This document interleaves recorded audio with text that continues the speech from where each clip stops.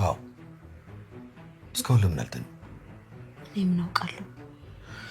ቆይ እስኪ አይቻቸው። አይ ቆይ ግድ የለም እኔ እሄዳለሁ። አንተ ተኛ።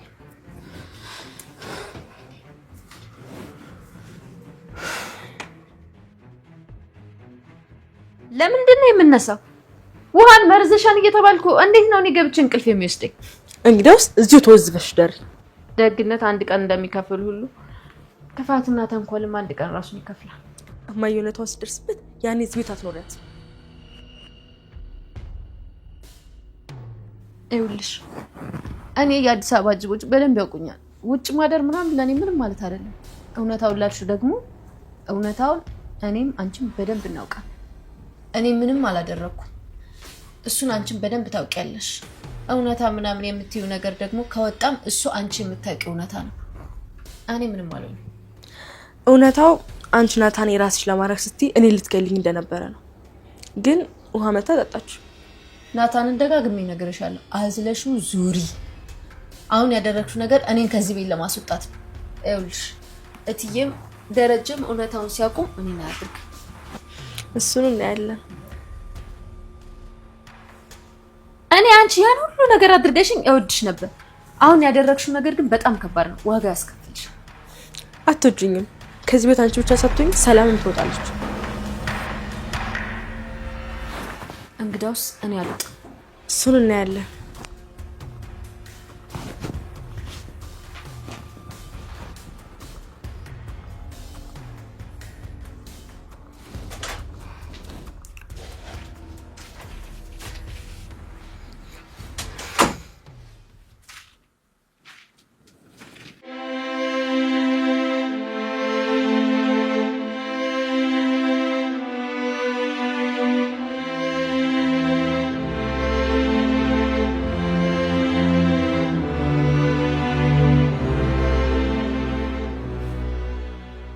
እነማን ናቸው እስካሁን ያልተኙት?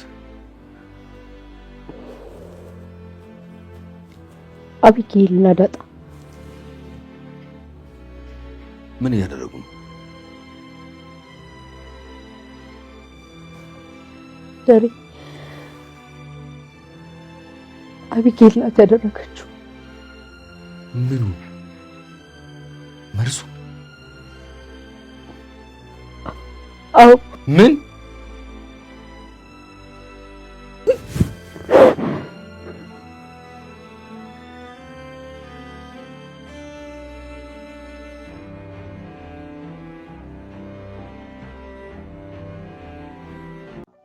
ዳጣ ሲጀምር አቢጌል መርዝ የጨመረችበትን ኮካ ውሃ ስትጠጣና በጣም በከፍተኛ ሁኔታ ታማ ስትወድቅ ያሳየናል። በሌላ በኩል ደግሞ አቢጊያ እና ማሚ ስለ አንድ ጉዳይ ክፍል ውስጥ ሆነው ሲወያዩ ነበር። እየተወያዩ የነበሩትም አቢጊያ ዳጣን እንድታስወጣትና እሷ እዚህ መኖር እንደሌለባት በተደጋጋሚም ደግሞ ስትባትና ልትገላት ስታስፈራራት እንደነበረ ስትነግራት ያሳየናል። በንግግራቸውም ወቅት ማሚ አቢጊያን እንደማትሰማትና ዳጣ ጥሩ ልጅ እንደሆነች እንዲሁም እሷን መቼም ቢሆን እንደማታባረራት ስትነግራት አቢጊያ ደግሞ ህልም እንዳየችና ያየችው ህልም የሚያስፈራ እንደሆነ ሞታ ስትቀበር እንዳየች ትነግራታለች። ማሚም ደግሞ ስትተኝ እኮ ነው ህልም የምታዩ፣ አንቺ ነገ እየበላሽ አትተኝም ብላ ስትናገርና ስትሳለቅባት እንዲሁም እሷ ራሷ መጥፎ ህልም እንዳየች ስትነግራት ያስመለክተናል። ማሚም ያየችውን ህልም ስትናገር የአንዱ ጡቷ ጫፍ ተቆርጦ እያለቀሰች እያለ እንደተመለከተች ታወራለች። በዛት ቅጽበትም ውሃ ስትወድቅ ድምፅ ይሰሙና ሁሉም እየሮጡ ወደ ሳሎን ቤት ይሄዳሉ። ሳሎን ቤት ሲደርሱ ውሃ መሬት ላይ ወድቃ ይመለከቷታል። ማሚም በሁኔታው በጣም ስለተደናገጠች እያለቀሰችና እየጮኸች እርዳታ ትጠይቃለች። ውሃ እንዲያመጡላትም ደጋግማ ስትናገር ያሳየናል። አቢጊያም ሩጥ ብላ ሄዳ ውሃ በመምጣት ፋንታ ደንግጣ ደርቃ ስትቀርና ምን ማድረግ እንዳለባት ስታስብ ያስመለክተናል። በሌላ በኩል ደግሞ ዳጣ እየሮጠች ትመጣና ምን ማድረግ እንዳለባት ግራ ገብቷት ማን እንደገደላት ስትጠይቅ ያስመለክተናል። ምንም እንኳን ባትሞትም የውሃ ሁኔታ ግን ያሟሟት ስለመሰላቸው ሁሉም ተደናግጠው ነበረ። በሌላ በኩል ደግሞ ማሚ ለውሃ አባት ትደውልለትና የተፈጠረውን ነገር ሁሉ ትነግረዋለች። መምጣት እንዳለባትና ሀና ታማ ሆስፒታል እንደሆነች መጥቶም እሷን ማዳንና ማነጋገር እንዳለበት ትነግረዋለች። እሱም የት ሆስፒታል እንዳሉ ካረጋገጠ በኋላ መኪናዋን አስነስቶ እየከነፈ ይሄዳል። ሆስፒታልም እያሉ ናታን፣ ምጥን፣ ዳጣና አቢጊያ አብረው ሆነው ያወሩ ያለ አቢጊያ በተደጋጋሚ ዳጣን ስትወቅሳት ያሳየናል። የወቀሰችበትን ምክንያት አንቺ ነሽ ኮካውን የገዛሽው፣ ስለዚህ ውሃንም መረሻት አንቺ ነሽ ብላ ደፍራ ስትናገራት ያስመለክተናል። ይህ ሁኔታ ለዳጣ ሰላም ስላልሰጣት ዳጣም እሷ እንዳላረገችና ከፍታ የሰጠቻት ደግሞ አቢጊያ እንደሆነች ትነግራታለች። ነገር ግን አቢጊያ ልታቆም አልቻለችም። አንቺ ከዚህ ቤት ካልወጣሽ ገና ብዙ ጣጣ ታመጭብናለሽ ያለች በተደጋጋሚ ስትወቅሳት ያስመለክተናል። ዳጣም በሁኔታው ትናደድና ሮጣ ሂዳ ልታንቃት ትሞክራለች። የዚህ ሰዓትም ናታን ያገላግልና ዳጣን ይዟት ወደ ውጭ ይወጣል። ከዛም በዚህ ሁኔታ ውስጥ እንደዚህ ማድረግ እንደሌለባቸው ለሁለቱም አስጠንቅቆ ይነገራቸዋል። በሌላ በኩል ደግሞ ሰላም ምን እየተፈጠረ እንደሆነ ለማወቅ በጣም ጓጉታ እንደሆነ ያስመለክተናል። ነገር ግን ስልክ በተደጋጋሚ ብትደውልም ማሚ ልታነሳላት አልቻለችም። በስተመጨረሻም ታነሳላትና እሷ መምጣት እንደሌለባት እንዲሁም ሁሉም ነገር አሪፍ እንደሆነ አዲስ የተፈጠረ ነገር ካለ እኔ ራሴ ደውልልሻለሁ ብላ ምንም ነገር ከቦታው ላይ እንዳታነቃንቅና ብርጭቆ እንኳን ቢወድቅ ለማንሳት እንዳትሞክር ትነግራታለች። በሌላ በኩል ደግሞ ናታን ዳጣንና አቢጊያን ለማስታረቅና ለማስማማት ሲሞክር ነገር ግን ሁለቱም ሲያስቸግሩት ያሳየናል። ነገር ግን ሁለቱም ሊግባቡ ባለመቻላቸው ዳጣ ቦታውን ትታ ትሄዳለች። የዚህ ሰዓት ላይ ናታን አቢጊያን በጣም ይጮህባታል፣ ይቆጣታልም። የጮህባትና የተቆጣት ምክንያት ዳጣ ከውሃ ጋር ሁሌ እየተሳሳቁና እየተዋደዱ እንደሚኖሩና መቼም ቢሆን እሷ እንደማታደርገው አንቺም ቢሆን በውሸት መመስከርሽን ካላቆምሽ ከኔ ጋር መቼም አትሆኝም ብሎ ሲያስጠነቅቃት ያሳየናል። አቢጊያም እየዛተችበት አብሬ እንደመሆን አሳያለሁ ስትለውም ያስመለክተናል። በሌላ በኩል ዳጣ ቤት ከገባች በኋላ ከሰላም ጋር ስታወራና ሰላም የዳጣ ጥፋት እንዳልሆነ ስትነግራት ያሳየናል።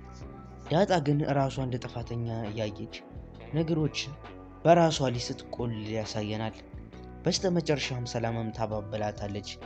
ልክ ከመሸ በኋላ ሌሊት 6 ሰዓት ላይ ዳጣ ወደ ውሃ አባት ትደውልና የተፈጠረውን ነገር ትጠይቀዋለች።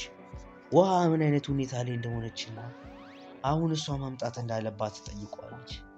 አባትየውም ቢሆን ሁላችሁም ብትተኙ ይሻላል፣ ምንም ነገር አልተፈጠረም፣ ስለዚህ ልትረጋጊ ይገባል እያለ ሲያረጋጋትና ዳጣ ላይ ትንሽ የጨጓራ ቁስለት ብቻ እንዳሳየና ሌላ ምንም የተፈጠረ አዲስ ነገር እንደሌለ እየተሻላትም እንደሆነ አስመልክቶ ያሳየናል። የዚህ ሰዓት ዳጣ ተደስታ ልትሄድ ብትጠይቀውም ነገር ግን እሱ ሊፈቅድላት አልቻለም። የዚህ ሰዓት ዳጣ በሁኔታው በጣም ትደሰታለች። በሌላ በኩል ደግሞ ማሚ ውሃን ይዛዋት ወደ ቤት እየተመለሱ እያለ ከአባትየው ጋር ታወራለች። እሱም ማን ይህንን ሊያደርግ እንደሚችል ግራ ስለገባው ምን አይነት ጠላት ቢኖረን ነው እያለ ሲሰለሰልና ሲያስብ ሲጨነቅም ያስመለክተናል። ነገር ግን ማን እንደሆነ አሁንም ድረስ ሊያገኝ አልቻለም። ማሚም ብትሆን ይህንን ስንገባ እናወራለን፣ አሁን ላይ እሷን ብቻ ይዘናት ከዚህ እንሂድ ብላ ስትናገርና ስታለቅስ ያስመለክተናል። ከዛም ወደ ቤት እንደተባሉ ይወስዷታል። የዛ ሰዓት ላይ ምጥንም አብራቸው ነበረች። ከዛም ማሚ ውሃን ታረጋጋትና አይዞሽ ችግር የለም የሚፈጠር ነገር የለም እያለች ስታበረታታትና አሁን ላይ ደህና እንደሆነች ስትነግራት ኮካ ከአማራትም አሁን እንደምትገዛላት ስትነግራት ነገር ግን ውሃ ከዚህ በኋላ ኮካ አልጠጣም በኮካ ምክንያት ነው እንደዚህ ሆንኩት ብላ ስትናገር ያሳየናል። ማሚም ከዛ በኋላ ከቦታው ተነስታ ትሄድና ቀጥታ አቢጊያን ታገኛታለች። በሌላ በኩል ናታን ልብሱን እየለበሰ እያለ ዳጣ ትገባና ስለ ሁኔታው ትንሽ እያወሩ እያለ በመሃል ሰላም ትገባለች። ሰላምም ከገባች በኋላ ሁኔታው በሙሉ እሷ እንደሚመስላት ከሆነ አቢጊያ እንደምታውቅ ትነግራቸዋለች። እንዴት እንደሆነ ቢጠይቋት እሷም ኮካ ቤት ውስጥ እንዳለና ብዙ ለስላሳ መጠጦች እንዳሉ ሁሉ እያለ ሌላ መግዛት ለምን እንዳስፈለገ ትነግራቸዋለች። የዚህ ሰዓት በሁሉም ውስጥ ጥርጣሬ ያድራል። የሚያደርጉት ነገር ሁሉ ግራ ይገባቸዋል። በሌላ በኩል ደግሞ ስንመለከት ቀደም እንደተናገርነው ማሚ ቀጥታ ልታገኛት ትሄዳለች። አቢጊያን አግኝታ ስለ ሁኔታው ትጠይቃታለች። ማንን እንዳደረገና ማንም ያደርገው ማለት ሁኔታውን በቀላሉ እንደማትለቅ ታስረዳቸዋለች። በሁኔታው ላይ አቢጊያ ነገሩን እሷ እንዳላደረገችና ምንም አይነት ጥፋት እንደሌለባት ለማስረዳት ትሞክራለች። ማሚ ግን አንቺ ማታቂ ከሆነ ወይ ዳጣ ታውቃለች፣ ከሁለታችሁ ውጭ አይወጣምና ነገሩን እስካማውቀው ድረስ እንቅልፌን አልተኛም፣ እንደሌላው ጥፋት ዝም ብያችሁ ማልፈው ነገር አይደለም ብላ ስትናገራት ያስመለክታል። ነገር ግን አቢጊያ እሷ እንዳልሆነች ፍጹም ትክድና ማሚ ስትወጣ ስትጨነቅና ምን ማድረግ እንዳለባት ስታስብ ያሳያል። በሌላ በኩል ደግሞ አባትየው ናታንን ይጠራውና ምን እንደተፈጠረና ሁኔታው ላይ የማን እጅ እንዳለበት እንዲነግረው ይጠይቀዋል። የዚህም ሰዓት ላይ ናታን የዳጣ እጅ እንደሌለበት 100% እርግጠኛ እንደሆነና እሷ እንደዚህ እንደማታደርግ ውሃንም እንደምትወዳት ይነግረዋል። ነገር ግን እሱ እንደሚመስለው ከሆነ ይህ ሁሉ ነገር የአቢጊያ ጥፋት እንደሆነና አቢጊያ ስለ ሁሉም ነገር እንደምታውቅ ይነግረዋል። የዚህም ሰዓት ላይ አባትየው በውስጡ ጥርጣሬ ያድራል። ምክንያቱም ቤት ውስጥ ኮካ ካለ ውጭ ልታስገዛ መላክ አልነበረባትም እያለ ይናገራል። ነገር ግን ይህ ሁሉ በስህተት የመነጨ እንጂ ማንም አውቆ ውሃን ለመጉዳት የሚሞክር እንደሌለ ይነግረናል። በሌላ በኩል ደግሞ ማሚና አባትየው አብረው ተኝተው እያለ ስለ ሁኔታው ሲወያዩና ማን ማድረግ እንዳለባቸው ሲወያዩ ማሚ ሁኔታውን ያደረገችው ዳጣ እንደምትመስላትና አባትየው ደግሞ የአቢጊያም ጥፋት ሊሆን እንደሚችል እየተወያዩ ሲቆዩ በመሃል ላይ ዳጣና አቢጊያ ሳሎን ውስጥ ሆነው ሳወሩ ይሰሟቸዋል። የዚህ ሰዓት ምን እንደተፈጠረን ያረጋግጣሉ ብላ ትሄድና እናትየው የተፈጠረውን በሙሉ በገዛ ጆሮዋ ትሰማለች። የዚህ ሰዓት ላይ ይህ ሁሉ ጥፋት የአቢጊያ እንጂ የዳጣ እንዳልሆነ ታውቃለች። በዚህ ሰዓት በጣም ይከፋትና ስታለቅስና ሁኔታዎቹን ለመወሰን ከባድ እንደሆነ ስትናገር እያሳየ በድንጋጤ ውስጥ እንዳሉ ሲቋጭ አስመልክተናል።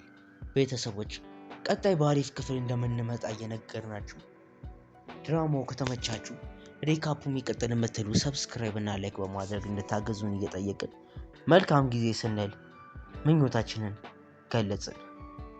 መልካም ጊዜ